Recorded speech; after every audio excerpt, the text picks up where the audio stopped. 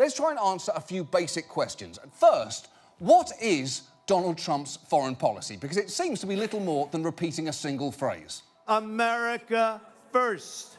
America first. The only president who combines the sordid extramarital affairs of a young JFK with the dead-eyed puffiness of a post-Watergate Richard Nixon. Wow.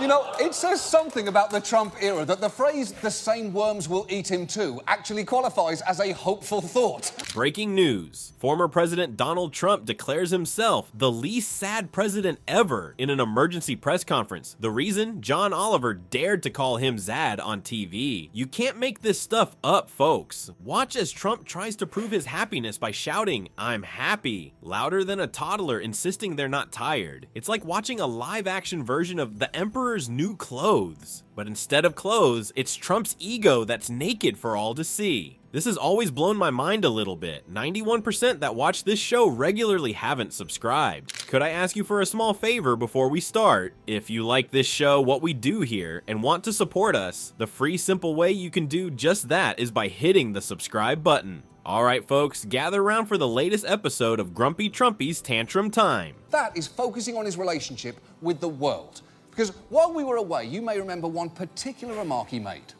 According to the US president, Africa is a shithole. He absolutely said that, except, to be fair to him, it's actually worse, because he reportedly called Africa, Haiti, and El Salvador shitholes, which is just not okay. And I personally have called Belgium a shithole multiple times, but in my defense, A, I'm not president, and B, Belgium is a loathsome chocolate gulag with no objective reason to exist. Our favorite orange-tinted ex-president is at it again, and this time he's really outdone himself. Picture this. Trump strutting around like a peacock with a bad spray tan, telling anyone who'll listen that he's the happiest president ever. He's been smiling so hard his face might crack, and let's be honest, that's a lot of cracks to fix. The election is in full swing right now, and it's pretty much your usual campaign. Candidates offering policy proposals, trading barbs, and occasionally getting convicted of 34 felonies and complaining about the judge. Trump definitely doesn't know what the word literally means, but given his inability to talk about the Bible, it is possible that he doesn't know what crucified means either. Though I could be wrong, maybe Jesus got nailed to planks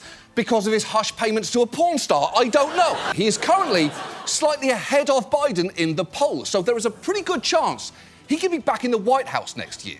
And given that, it's worth talking about what he plans to do if he gets there, because Trump does have a second-term platform. But then along comes John Oliver, that cheeky Brit with a knack for poking bears. Now, Oliver's not one to mince words, and he certainly didn't hold back this time. He drops the S-bomb on Trump. No, not that one, you silly goose. He calls him sad. That's right, folks. One little word, and boom. Trump's carefully constructed facade crumbles faster than his hair in a strong wind. Now, you'd think a former world leader would have thicker skin than an overcooked hot dog. But nope. Trump's reaction wasn't exactly what you'd call presidential. It was more like watching a toddler being told they can't have ice cream for breakfast. He immediately called an emergency press conference, probably interrupting his very important golf game, just to declare himself the least sad president ever. Because nothing says, "I'm not sad," like desperately trying to convince everyone you're not sad, right? But wait, there's more. Trump wasn't done embarrassing himself yet. Oh no, he decided to take his little temper tantrum to Twitter. Or, well, whatever platform he's using these days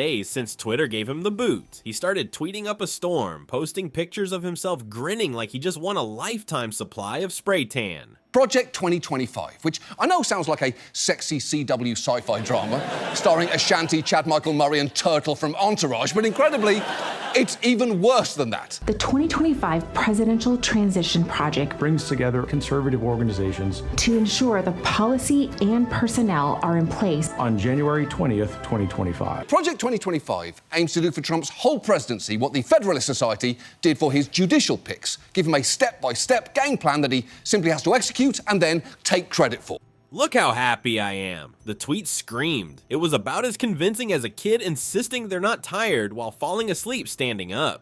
The more Trump tried to prove he wasn't sad, the sadder he looked. It was like watching a live-action version of The Emperor's New Clothes. But instead of clothes, it was Trump's ego that was naked for all to see. And let me tell you folks, that's not a pretty sight. It's about as stable as a Jenga tower in an earthquake. But here's the kicker. In his desperate attempt to prove his happiness, Trump inadvertently proved something else entirely. He showed the world that he's still as thin-skinned as ever, ready to throw a full-blown hissy fit over over one little word from a late-night comedian. It's almost like he forgot he's not president anymore and doesn't have to respond to every little jab. More than 100 conservative organisations have come together to work on this, and they're all there. You've got the Heritage Foundation, Liberty University, the NRA, Turning Point USA, Rodeo Clowns for Trump. They've even produced a 900-page handbook on their goals, which are sweeping. It proposes dismantling NOAA, the agency that tracks hurricanes and protects marine life, because it's, quote, one of the main drivers of the climate change alarm industry. States that pornography should be outlawed and the people who produce and distribute it should be imprisoned. And these proposals are extreme because the people who wrote them are extreme. Now, you'd think after all this drama, Trump would take a step back and maybe, I don't know, reflect on why a little comment got him so worked up. But nah, that's not how our Donnie Diapers rolls. Instead, he's doubling down harder than a blackjack player with more money than sense. So what's really going on in that orange head of his? Well, turns out the experts have some thoughts on that. They say folks like Trump often go a bit cuckoo when someone criticizes them. It's like their brains short circuit and suddenly they're acting crazier than a cat in a room full of rocking chairs. And for someone like Trump, who's got more ego than hair plugs, a tiny jab feels like a full-on attack. But here's the real kicker. The more Trump tries to prove he's not sad, the sadder he looks. It's like watching a clown at a funeral trying to cheer everyone up by honking his big red nose. You just can't help but cringe. And let's be real, his Twitter, Truth Social meltdown is about as presidential as a food fight in the White House cafeteria. Now, most normal politicians would handle criticism like grown-ups. You know, maybe take a deep breath, count to 10, or heck, even learn something from it. But not our grumpy Trumpy. He's out there proving that you can teach an old dog new tricks, as long as those tricks involve throwing social media tantrums and calling emergency press conferences to yell, "I'm not sad." It's like he's auditioning for a reality show called America's Next Top Man-Child.